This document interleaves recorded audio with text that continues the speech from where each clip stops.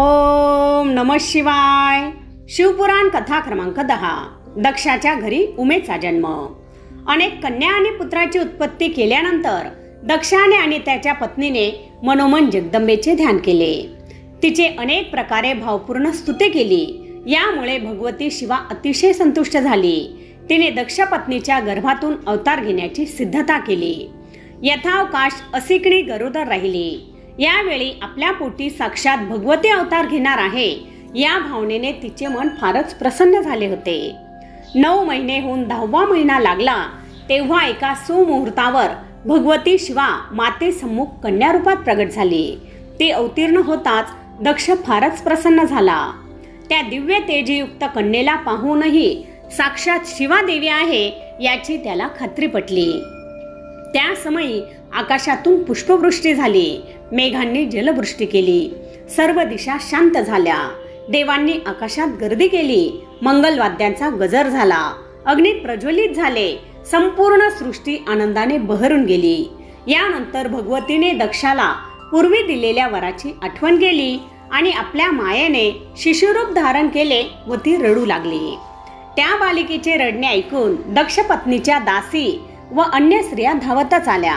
असिकणीच्या कन्येचे अलौकिक रूप पाहून त्यांना फारच हर्ष झाला. दक्षाने श्रेष्ठ ब्राह्मणांना बोलावून विधीपूर्वक सर्व कुलाचार केले. दानधर्म केला. दक्ष कन्येच्या जन्मोत्सवात ऋषीमुनी देवादिकांनीही उत्साहाने भाग घेतला. दक्षाने श्रीहरी व अन्य देवश्रेष्ठ यांच्या आज्ञेने तिचे उमा असे नामकरण केले. तिला अनेक नावांनी संबोधले. ती सर्व नामे मंगलकारक आणि विशेषतः समस्त दुःखांचा नाश करणारी आहेत. दक्षाने उमाचे अतिशय उत्तम रीतीने पालन केले. तिचे देखणे रूप दिसामासाने प्रकर्ष पाहू लागले. सख्यांसमवेत खेळताना ती शंकराची प्रतिमा तयार करत असे.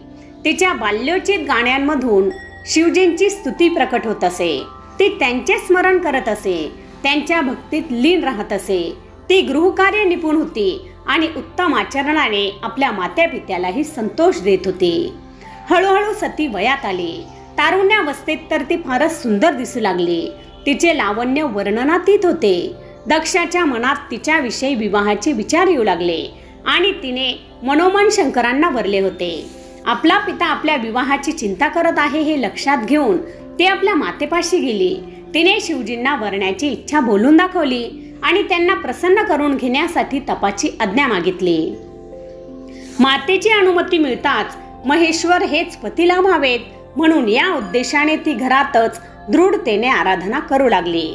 ती शिवजींचे ध्यान करू लागली. तिने आपल्या हृदयात शिवप्रभूंना धारण केले होते. त्यावेळेस सर्व देवता, ऋषी, विष्णू आणि ब्रह्मदेव सतीची तपश्चर्या पाहण्यास गेले होते. ध्यानामध्ये शिवजींशी तद्रूप झालेली ती देवी सिद्ध अवस्था प्राप्त झाल्यासारखी दिसली. तिची तपसाधना पाहून सर्व थक्क झाले. तिला आदराने नमस्कार केला व सर्व कैलास पर्वतावर गेले. त्या समयी ब्रह्मदेवांसोबत सावित्री आणि विष्णू समेत लक्ष्मी या दोघीही गेल्या. त्या सर्वांनी भगवान रुद्रदेवांना नमस्कार केला. ब्रह्मदेवाने हात जोडून विनम्र भावाने त्यांची स्तुती केली. मागे आपण सांगितल्याप्रमाणे आपलेच एक उत्तम रूप उत्पन्न झाले. ते रुद्र नावाने प्रसिद्ध झाले. मी सृष्टीकर्ता, विष्णू तिचा पालन करता आणि आपण स्वतः रुद्र रूपाने लय करता झालात. एका स्त्रीशी विवाह करून लोकांची कार्य सिद्ध करा, हे वचन पूर्ण करा. ज्याप्रमाणे लक्ष्मी विष्णूची आणि सरस्वती ही माझी सहधर्मचारिणी आहे त्याप्रमाणे तुम्ही स्वतःला अनुरूप अशा कांतीचे पाणीग्रहण करा. ब्रह्मदेवांचे मनोगत जाणून लोकेश्वर रुद्र प्रसन्नतेने हसले. ते म्हणाले, ब्रह्मदेव, श्रीहरी, तुम्ही दोघेही माझे आवडते आहात, पण मी विवाह करणे उचित नाही. कारण मी नेहमी तपश्चर्येत मग्न असतो. संसाराविषयी मी पूर्णतः निरीच्छ आहे. विषयाबाबतीत विरक्त आहे. श्रेष्ठ योगी अशीच माझी ख्याती आहे. परंतु तरीही जगाच्या हितासाठी तुम्ही जे सांगाल ते मी करेल. भक्तांच्या वचनाला मान देणे हे माझे व्रत आहे. तुमच्या इच्छेखातर मी विवाह करण्यास तयार आहे. मी कोणत्या प्रकारच्या स्त्रीचा पत्नी म्हणून स्वीकार करेन ते आता सांगतो. जी माझे तेज सहन करण्यास समर्थ आहे अशा योगिनी स्त्रीला तुम्ही उपदेश करून माझ्याशी विवाह करण्यास तयार करा. मी जेव्हा योग साधना करीन तेव्हा तिने योगिनी व्हावे आणि मी जेव्हा कामासक्त होईल तेव्हा तिने कामिनी व्हावे. मी ज्योती स्वरूप सनातन शिवजींचे निरंतर चिंतन करतो आणि करत राहील. त्या स्त्रीने माझ्या चिंतनात विघ्न आणण्याचा प्रयत्न केला तर ती जीवित राहणार नाही. शिवचिंतनाशिवाय मला क्षणभरही करमत नाही. विवाह केल्याने त्यात बाधा येत असेल तर मी अविवाहितच राहणे योग्य आहे. जर त्या स्त्रीने माझ्या बोलण्यावर अविश्वास दाखवला तर मी तिचा त्याग करेन. हे मी अगदी स्पष्ट सांगतो आहे. अर्थात माझ्यासाठी अशी पत्नी शोधा जी सर्वार्थाने मला अनुरूप आणि माझ्या सांगण्यानुसार वागणारी असेल. भगवान रुद्राचे बोलणे ऐकून ब्रह्मदेव आणि श्रीहरी आनंदित झाले. ब्रह्मदेव नम्रपणे म्हणाले, हे नाथ, तुम्ही आम्हाला तुमच्या पत्नीविषयक अपेक्षा सांगितल्या आहेत. त्या अपेक्षा पूर्ण करू शकेल आणि जी सर्वार्थाने तुम्हाला अनुरूप आहे अशी एक स्त्री आमच्या पाहण्यात आहे. भगवती शिवा लोकहितार्थ दक्ष कन्या सतीच्या रूपाने अवतीर्ण झाली आहे. तुमच्यासाठी तीच एक अनुरूप स्त्री होईल. ती महातेजस्वी सती तुम्हास वरण्याची इच्छा धरून दृढ तप करत आहे. भगवान, तुम्ही तिच्यावर प्रसन्न व्हा, तिच्यावर कृपा करा, तिला वरदान द्या आणि तिच्या इच्छेप्रमाणे तिच्याबरोबर विवाह करा. सर्वांची प्रार्थना ऐकून भक्तवत्सल रुद्र प्रसन्न झाले व तथास्तु असे म्हणून त्यांनी देवांच्या प्रस्तावाला मान्यता दिली. सर्वांचा आनंद गगनात मावेना. त्यांच्या आज्ञेने सर्वजण आपापल्या स्थानी गेले. तिकडे सती दक्षगृही शिवजी प्रित्यर्थ नंदा व्रत करत होती. आश्विन शुद्ध अष्टमीला तिने उपवास केला. सर्वेश्वर शिवप्रभूंचे भक्तिभावाने पूजन केले. व्रत सांगता झाल्यावर नवमीच्या दिवशी ती शिव ध्यानात मग्न झाली होती. तेव्हा भगवान शंकर तिच्या समोर प्रकट झाले. त्यांचे स्वरूप अतिशय मनोहर होते. शरीर गौरवर्णी होते. त्यांचे चित्त प्रसन्न होते. कोट्यावधी मदन लज्जित व्हावे असे त्यांचे लावण्य होते. त्यांना पाहून कोणतीही स्त्री मोहित झाली असते. भगवान शंकरांना प्रकट स्वरूपात पाहून सतीने त्यांच्या चरणात अत्यंत आदराने वंदन केले. तेव्हा तपश्चर्याचे फळ प्रदान करणारे शिवजी तिला उद्देशून म्हणाले, उत्तम व्रताचे पालन करणाऱ्या दक्षनंदिनी, तुझ्या आराधनेने मी संतुष्ट झालेलो आहे. तुला इच्छित वर देण्यासाठी मी येथे आलो आहे. तरी तुझ्या मनात जे असेल ते सांग. तुझी अभिष्ट कामना मी नक्की पूर्ण करेल. सतीने कसेबसे स्वतःला सावरले व मधुरवाणीने म्हणाली, प्रभू, आपली जी इच्छा असेल तो वर द्या. तेव्हा ती लज्जावश काही बोलू शकत नाही. हे जाणून ते स्वतः म्हणाले, देवी, तू माझी पत्नी हो. हे ऐकून तिचे सर्वांग आनंदाने रोमांचित झाले. हा तिच्यासाठी सर्वोच्च आनंदाचा क्षण होता. तिची साधना फलरूप झाली होती. काहीही न मागता मनोवांछित इष्टफल प्राप्त झाले होते. प्रसन्न चित्त सती दोन्ही हात जोडून म्हणाली, देवा, आपण माझ्या पित्याशी बोलणे करून विवाहनिधीने माझा स्वीकार करा. तेव्हा तथास्तु असे आश्वासन देऊन शिवजी स्वस्थानी परतले. सती आपल्या मातेपाशी गेली व तिने आपल्या मातापित्यांना नमस्कार केला. तिच्या सखीने सर्व वृत्तांत सांगितला. त्यामुळे त्यांना फारच आनंद झाला. तिच्या मातेने कन्येला हृदयाशी धरले. तिच्या मस्तकाचे चुंबन घेतले. शिवजींना प्रसन्न करून घेतल्याबद्दल तिची फारच प्रशंसा केली. दक्षाने मोठा उत्सव केला. ब्राह्मणांना व गरिबांना दानधर्म केला. काही काळ गेल्यावर दक्षाच्या मनात चिंता उत्पन्न झाली. तो स्वतःशीच विचार करू लागला, भगवान शिव अजूनही सतीला मागणी घालायला आलेले नाहीत. अशा प्रकारे चिंतामग्न असताना ब्रह्मदेव सरस्वतीसह त्यांच्या घरी गेले. त्यांना पाहून दक्षाला फारच आनंद झाला. त्याने त्या दोघांना नमस्कार केला आणि येण्याचे कारण विचारले. ब्रह्मदेव म्हणाले, तुझ्या कन्येने महादेवाची आराधना करून जो वर मिळवला आहे तो पूर्ण होण्याची वेळ आता आली आहे. तिला मागणी घालण्यासाठी त्यांनी मला पाठवले आहे. तिच्या विरहामुळे त्यांना चैन पडत नाही. कामदेवाने आपल्या 5 बाणांनी शरसंधान करूनही जे वश झाले नाही त्यांना तुझ्या कन्येने जिंकून घेतले आहे. आत्मचिंतन सोडून ते सतीच्या चिंतनातच घडले आहेत. म्हणून मी जी त्यांच्यासाठीच अवतरली आहे ती त्यांनाच अर्पण कर. तिच्या रूपाने रुद्रांना कन्यादान केल्याने तू कृतकृत्य होशील. हे ऐकून दक्षाला फारच हर्ष झाला. तो म्हणाला, पूज्य पिताश्री, मला सर्व मान्य आहे. सर्व काही आपल्या मनासारखे होईल. तेव्हा ठीक आहे, तू विवाहाची तयारी कर. मी आणि नारद त्यांना येथे घेऊन येतो. असे सांगून ब्रह्मदेवाने त्यांचा निरोप दिला. घेतला आणि सरस्वतीसह कैलासाकडे निघाले. इकडे भगवान शिव उत्कटतेने ब्रह्मदेवांच्या येण्याची वाट पाहत होते आणि तिकडे दक्ष व त्याची पत्नी आणि सती पूर्ण काम होऊन आनंदात न्हाऊन निघत होते. शिव विवाहाच्या शुभ वार्तेने सर्वत्र आनंदाचे वातावरण होते. भगवान विष्णू गरुडावर बसून लक्ष्मी आणि गण परिवारासह कैलासावर आले. चैत्र शुद्ध त्रयोदशीस रविवारी पूर्वा फाल्गुनी नक्षत्रावर भगवान महेश्वरांनी आपल्या विवाहासाठी सर्वांना बरोबर घेऊन प्रस्थान केले. ती सर्व मंडळी नटून थटून वाजत गाजत मिरवणुकीने निघाली. देवदेवता ऋषी मुनी आणि गणांसह विभूषित भगवान रुद्र फारच शोभून दिसत होते. त्यांच्या जय जयकाराने दश दिशा दुमदुमत होत्या.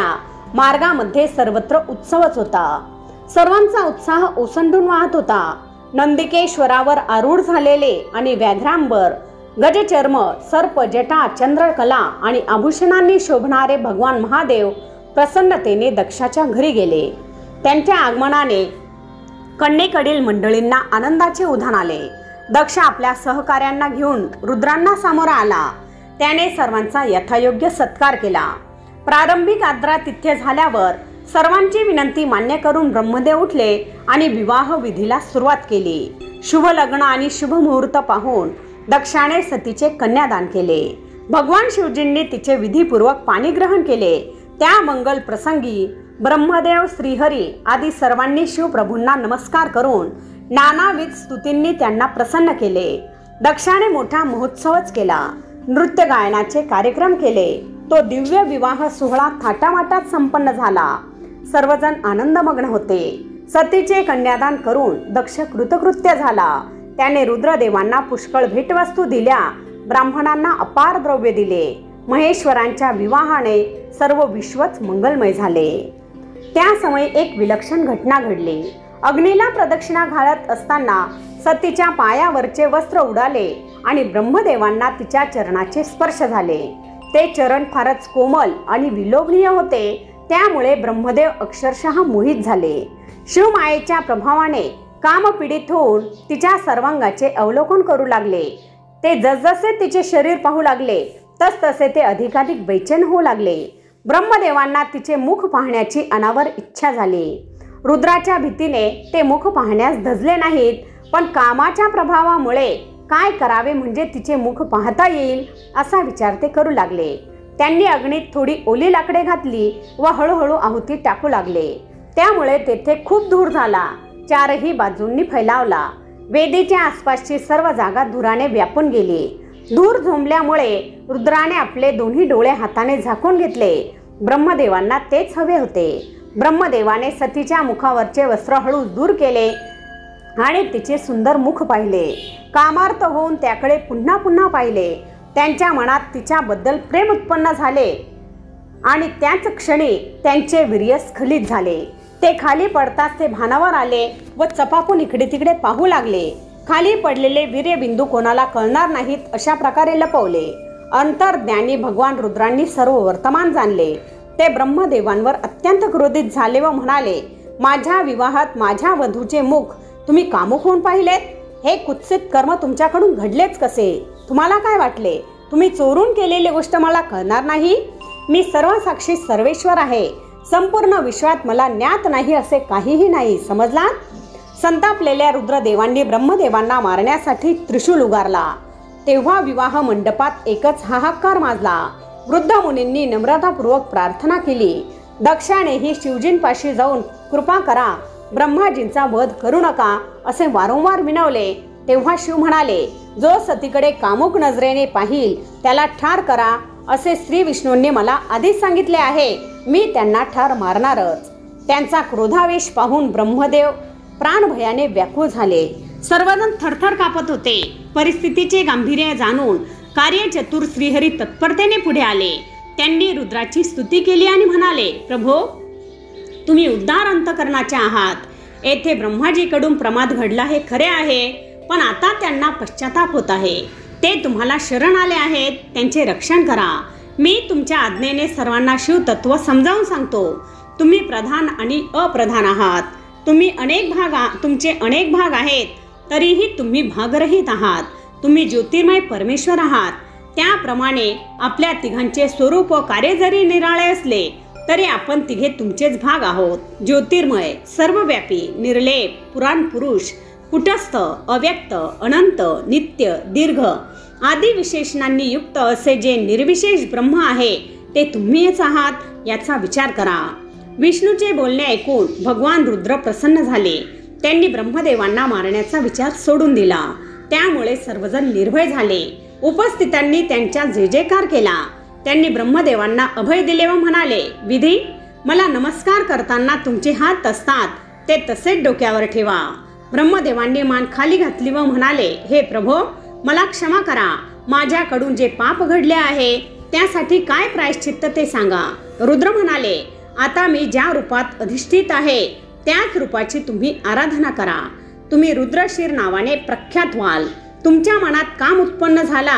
हे तुमचे वर्तन सामान्य मनुष्याप्रमाणे झाले म्हणून तुम्ही मनुष्य रूपाने डोक्यावर नमस्कार केल्यासारखे हात आहेत अशा स्थितीत फिरत राहाल. तुम्हाला भेटणारा प्रत्येक जण हे काय असे विचारेल. तेव्हा सर्व हकीकत सांगितल्यावर तो तुमची निंदा करेल. नंतर तो दुसऱ्यांना सांगेल, तेही तुमची निंदा करून हसतील. मी तुम्हाला हीच शिक्षा दिली आहे. जसे जसे अधिकाधिक लोक तुमचे पाप सांगत हिंडतील तसे तसे तुमचे पाप कमी होऊन तुमची शुद्धी होईल.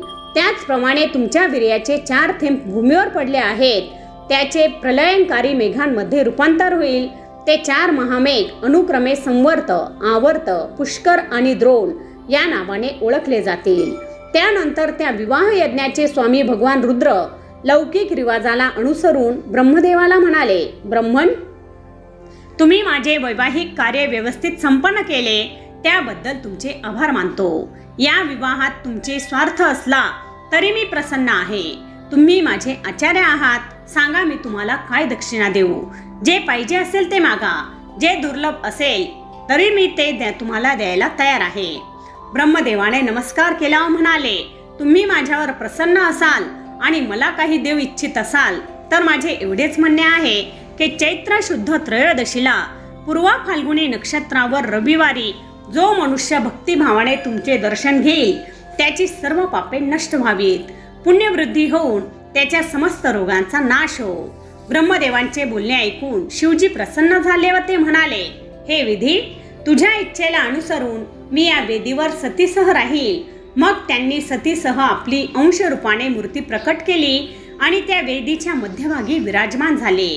त्यानंतर स्वजनांवर प्रेम करणाऱ्या शिवजींनी सतीसह कैलासावर जाण्याची तयारी केली. त्यांनी दक्षाकडे अनुज्ञा मागितली. त्यांचे हात जोडून अत्यंत विनयाने त्यांची स्तुती केली. देव, ऋषी, शिवगण आदी सर्वांनी त्यांचा जय जयकार केला. भगवान रुद्र सतीसह महानंदीवर आरूढ झाले आणि कैलासाकडे निघाले. वाजत गाजत वरात निघाली. त्यावेळी कोणी मधुर स्वरांनी मंगलगीते म्हटली तर कोणी शिवजींचे कल्याणमय यशोगान करू लागले. सतीला सासरी पाठवताना सर्वांच्याच डोळ्यात पाणी आले होते. दक्ष अर्ध्या वाटेपर्यंत त्यांना पोहोचवण्यास गेला. शिवजींनी विष्णू आदी सर्व देवांना तिथूनच स्वस्थानी जावे असे सांगितले होते, पण ते प्रेमाने त्यांच्याबरोबर चालत राहिले. शंकरांनी सतीसह हिमालयावरील कैलास धामात प्रवेश केला. तेथे सर्वांचा उत्तम आदर सत्कार केला. त्यांच्या आज्ञेने सर्व मंडळी आपापल्या स्थानी गेली. भगवान रुद्र सतीसह आनंदाने कालक्रमण करू लागले. रुद्राचा विवाह स्वयंभू मन्वंतरात झाला. जो मनुष्य विवाह, यज्ञ वा अन्य कोणत्याही शुभ कार्यारंभी शिवपूजन करून ही कथा शांत चित्ताने श्रवण करतो त्याची सर्व कार्ये निर्विघ्नपणे पार पडतात. जी विवाहोत्सुक कन्या अत्यंत शुभ असे हे उपाख्यान प्रेमाने श्रवण करते तिला उत्तम सौभाग्याची प्राप्ती होते. ती पतिव्रता आणि पुत्रवरती होते. श्री साम सदा शिवार्पणमस्तु. मित्रांनो, व्हिडिओ तर तुम्हाला नक्कीच आवडला असेल. व्हिडिओ आवडला असेल तर लाईक व शेअर करा. तसेच अशाच प्रकारचे नवनवीन व्हिडिओ पाहण्यासाठी आमच्या मराठी टिप्स या यूट्यूब चॅनलला सबस्क्राईब जरूर करा. धन्यवाद.